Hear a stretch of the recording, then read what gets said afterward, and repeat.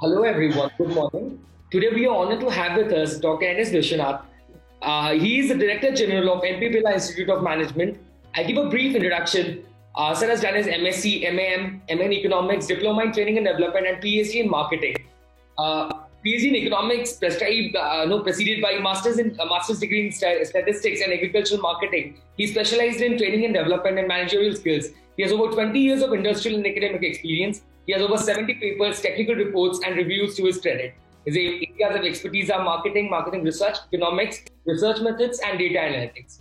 A very warm welcome to you, sir. We're extremely privileged to have you with us. Thank you. I'm happy to be with you here. Great, sir. So Yes. I'll start off by asking the first question. So across your Yes. career, you have held key positions at various organizations. Okay. So what is the factor that has kept you connected to education industry as such? It was a great chance that I got into education. Earlier, I was in Karnataka State Agricultural Marketing Board. Sure. I was there in the research wing of the Agricultural Marketing Board, joined as a research investigator. Later, took voluntary retirement as Assistant General Manager after my 2 decades of service there. During that period, I was able to successfully complete 3 master's degrees, statistics, master's in agricultural marketing management, which is agribusiness now, and master's in economics. And I continue to do my regular application-oriented research in the organization. It so happened that I was able to complete my PhD in economics after a few years. And then after completing my PhD, I had a chance of switching over from my application-oriented research job to teaching. I started my career in teaching at MICA, Mudra Institute of Communications, Ahmedabad. I started teaching there, PGDM. I started with my introduction to QT and to marketing research and to advertising, especially media planning. Okay. And thereafter, I joined Maharishi Institute of Management here in Bangalore. Then I worked for a year in MS Ramaiah Institute of Management. Then Bharati Vidya Bhavan Bangalore, they were to establish this management institute, and they wanted to launch an MBA program. Okay. So they selected me as the first principal of the institution. Later, I became the dean of the institution, and then now I'm the director general of the institute. Before this, I was director and principal of the institution. Understood, sir. Understood. Sir, we have held many leadership positions throughout your career, sir. I would want to understand, how do you describe your style of leadership, or what's your philosophy of leadership? How do you look at that? I think my style of leadership is always participative. Sure. And I would like to participate with everyone, and I continue to work with others. Along with others, I would like to work with. Second, I do a lot of experimentation. Continuously, I do experimentation, which has led to perhaps several innovative methods in teaching, in research, and in several other application areas.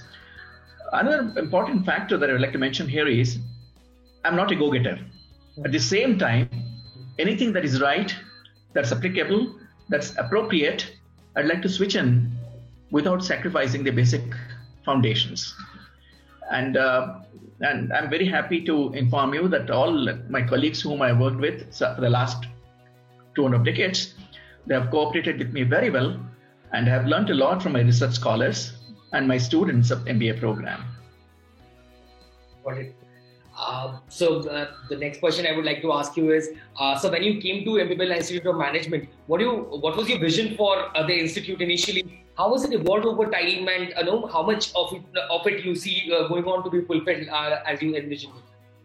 Yes, the vision that we had was that this institute, MP Birla Institute, was established by Bharati Vidya Bhavan, and our roots are in Bhavan.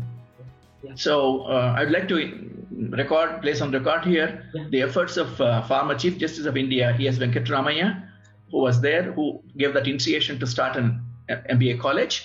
Later, it was taken by Dr. Mathuru Krishnamurthy and Sri N. Ramanuja, who was former chairman of HMT Limited. So they took the initiative, and Chairman Ramanuja and Dr. Mathuru Krishnamurthy both, they established the institute. In the second year itself, we were lucky enough that MP Birla came to our help. They gave a munificent grant and to develop our interiors and our infrastructure. And the institute just picked up very well. And it became one of the best institutes in the state. And now it's very well known all over the country. Sure, sir. So the next question is again probably about your institute. So what would you like people to know about the college that people might not or usually would not know about your college? Is there something like you would like to tell us about that? No, we always have this vision that the students who go out of the institute after their 2-year training, we would have given them an initiation to the way they need to look at things, look at problems, the way they need to face problems. Apart from the knowledge orientation that we give them, we always would like to give them practical orientation in terms of putting them on work, both in the class, in terms of group discussion, participative discussion, etc., as a part of classwork. Plus, our aim is always to see that they do something for the society by taking on any problem which is being faced by a section, by an institution, or by any other area of human activity. Interesting part is management is more an art, and it's also a science. At the classroom level, we understand a little of management, but in reality, we develop practitioners of management. Our aim is to develop such practitioners. And I want to again place here on record that many of our students, they have been excelling in the field of industry. They are spread all over the world. We have come out with an output of about 2,600 MBA graduates, and all these 2,600 people who are there in touch with me, at least 10% of them they'll be talking, and some people remember me whenever they want to, or whenever they feel that they need to be remembered, or I need to be remembered. And most important thing is that they come back and then they want to pursue their education. A few of them have pursued their PhD and they have completed successfully PhD in management from our institute. Interesting part, I'm very happy that our students are not only practitioners, they would like to update their knowledge by coming back to the institution.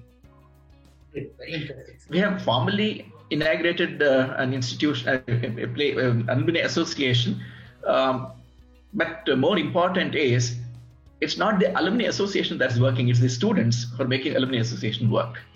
Brilliant. Oh, what a thing to say. Probably that answers my next question, which was what you believe is probably the greatest strength of your college. And I believe it's a kind of culture that you've harbored, you have been able to cultivate in people, that even after graduating, they still feel connected, still remain in touch, engage with the institute. Very much.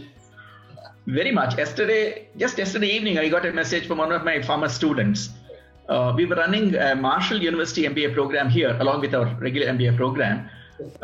This alumnus was from Marshall University. He had some issue to be resolved. I gave a clue as to how we should do it. And today morning at 4 o'clock, I gave a message. Yesterday, we made late midnight, he has sent me that message. And within next 1 hour, he answered. So that thanks to the technology, we are using all technology. In fact, my students are much faster in picking up technology than me. Of course, I'll also learn with them. Correct. Makes sense. So the next question will be, how does the program ensure that the students are being prepared for the future? Are there industry deep dives that are happening, seminars, guest interactions with people from the industry? What sort of initiatives have been taken in that regard? Yes. We always make our students participate in all kinds of management festivals that we have, both in Bengaluru city. Of course, Bengaluru has got more than 150 management institutions, plus Karnataka itself has about 300 plus. So along with the regular studies they do, they attend all these management festivals, and you will be surprised on every year, students of people, they always pick up the championships. That's how they are. 1, 2. It's not that their involvement and participation will give them a lot of learning. Hands-on experience in facing problems which they don't expect. We always advise them to face the unexpected. We don't know how to expect things, but still we need to be ready to face problems. Any problem, be it intrapersonal, be it interpersonal, be it a problem of the group, maybe the problem of the organization. Our students are made to learn. by such activity, by participating in activities. And I would say that about 20 to 25% of them, they're very active. The other 3/4, I don't rate them high, but yet we always push them, give them special initiatives. Only a few of them will pick up, others will be there, but some of them they pick up only after the successful completion of graduation. That's also there. Makes sense. Got it. So the next question would be about Yes. how do you engage your faculty? How do you make sure that your teaching staff, your colleagues, they are up to date and abreast with what's happening in the industry? And what sort of culture do you try and inculcate inside of the faculty of the college? In fact, all the faculty members whom we have here in the institute, one, they are very cooperative. Two, at least half of them are inquisitive. And as a part of the building of their career, we request them to register for a PhD program in management. And you'll be surprised, it's a matter of 5 or 6 years. All the faculty members who had joined us, they had registered for the program, and one after the other, after every 5 years, they started completing successfully their PhD program. One. Two, the idea is, one, to build up their career. Two, to update their knowledge so that they become perhaps the best faculty later. Plus, of course, research is also indicated in case they want to further pursue research. I would like to state here that 14 of our faculty members and our former students, they have successfully completed the PhD program. And we have a PhD program of Manipal Institute or Manipal University, which is Manipal Academy of Higher Education, MAHE. Yeah. And all our faculty members who successfully completed the PhD program, they have moved to other institutions in Bangalore and in other parts of the country. And they have been doing very well.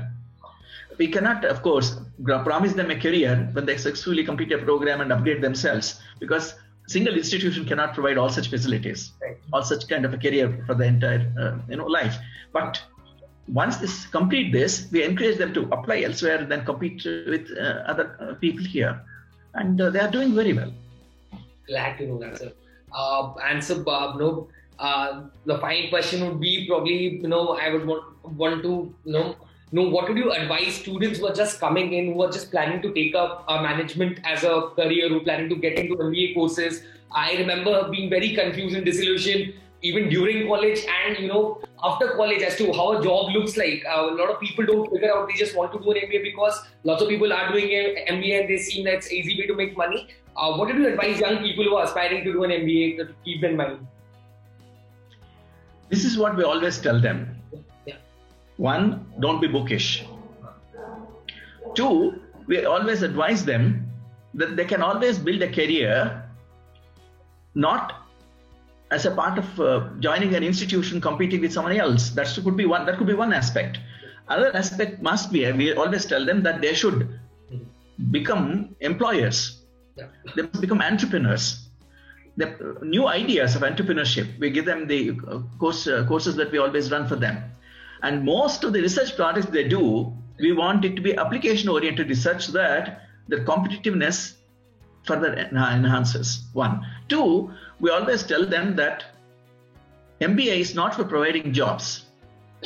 But after this program, you can easily search for your own employment, your own career. You can mark out your own career path.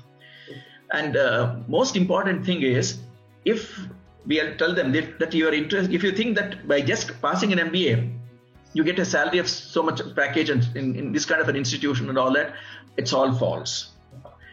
First, we advise them to learn in the classroom, plus learn more when they move out for competitions. And I think these two will make them learn better than anyone else.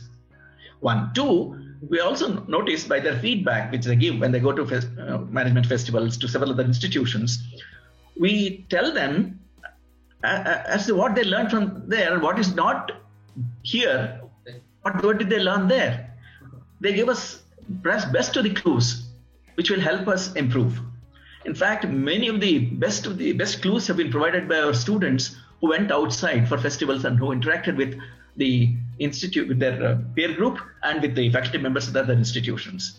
And we are very happy to say this, that the basic element of learning is only by doing. And we help them perhaps do better and better and better.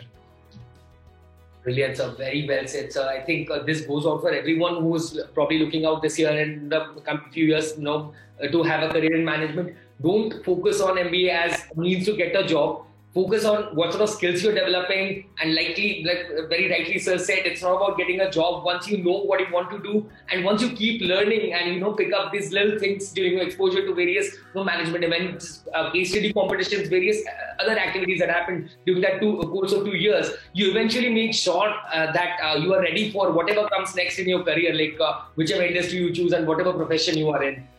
So with that, all the best to all the students who are planning to join their MBAs this year. Thank you so much, Dr. Viswanathan, for spending your time and speaking to us on our initiative called Thoughts on Education. It's been most enlightening to have you with us and listen to you, sir. I want to tell you, Abhijit, India as a country needs many more managers. We need perhaps a whole gamut of managers to meet the challenges of the industry, challenges of the government here. And most important thing is, it's the management education and training. I call it more a training than education that will help our students to, one, pick up their own jobs, scale up to their own efforts. And many of perhaps best of the students who are just mediocres in academics, they're better performers because they're street smart. They know how to face problems better than anyone else. Sure. And most important, it is the level of confidence that they acquire that will make them different. And I would advise all my students and all the prospective students that one, they should, in fact, this I have learned from my teachers. My teachers have taught me all this. In fact, they counseled me when I was a student and I didn't know how to face the problems. And later on, so many things happened. And again, it's all my teachers who taught me all this. I would again advise them that it's only learning by doing. Please perform, continue to perform. You will excel in life. Thank you so much, sir. We'll end the interview on that note. Do to learn. That's the best way to learn things in life. Thank you so much, sir. Thank you so much for your time, sir. Thank you, Abhijit. I thank you. In fact, you persisted that I should talk to you. Thank you so much for this opportunity. Nice, Abhijit. God bless you. Thank you so much.